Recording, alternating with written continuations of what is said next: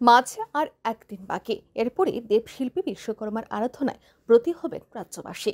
দেবশিল্পীর পুজোকে সামনে রেখে গোটা রাজ্যের সঙ্গে শান্তিরবাজার মহকুমার মূর্তিপাড়ায় চলছে চূড়ান্ত ব্যস্ততা। পাশাপাশি শান্তিরবাজার মহকুমার বিভিন্ন বাজারে পুজোর সামগ্রী নিয়ে পসরা সাজিয়ে বসেছেন দোকানিরা।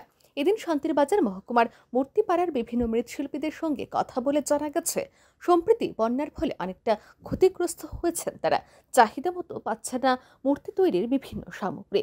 স্বাভাবিকের তুলনায় অনেক বেশি দামে ক্রয় করতে হচ্ছে মূর্তি তৈরির বিভিন্ন সামগ্রী। তবে সব মিলিয়ে বাধা বিপত্তির মধ্যেও হিন্দুদের এই চিরাচরিত সংস্কৃতিকে বাঁচিয়ে রাখার চেষ্টা করছেন মৃৎশিল্পীরা। দাদা, আপনার নাম? অমর কৃষ্ণ পাল।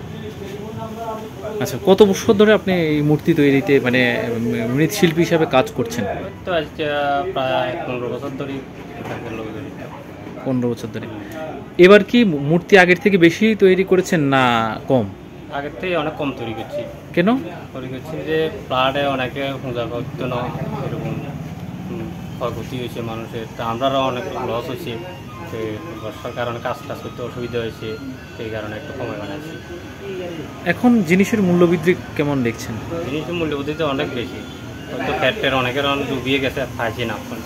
অপরদিকে দেবশিল্পীর পুজোকে কেন্দ্র করে জমে উঠেছে ফলসহ বিভিন্ন পুজো সামগ্রীর বাজার। বিশ্বকর্মা পুজোকে কেন্দ্র করে বাজারে অন্যান্য বছরের মতোই ফল এলেও অন্যান্য বছরের তুলনায় এবছর ব্যবসা কিছুটা মন্দা বলে জানান এক ফল ব্যবসায়ী। যে রেটটা ছিল সেটা আছে না, এবার একটু বৃদ্ধি সবটাই অন্যান্য বারের মতনই রেটটা, অন্যান্য বারের মতনই রেট। এবার সারদা নতুন ফল, নতুন একটা ফলের এবার তো নতুন ফলের মধ্যে সারদা আছে, তারপরে ওই বাবুলি আছে একটা ফল নতুন, ওই যে এগুলো বাবুলি ফল, নতুন ফল এবছর এই নতুন আমদানি। আর তো অন্যান্য বারের মতনই ফল। কেমন আশা করছেন? আশা এবার একটা বেশি ভালো মনে হয়। আগের মতনই ফল টল আনা হয়েছে না এবার কিছু কম আছে? হ্যাঁ, মতনই আছে, ঠিক আছে, কিন্তু অন্যান্য বারের তুলনায় কিছু কম আছে, এবার কিছু কম আছে। Pure Report, RE News।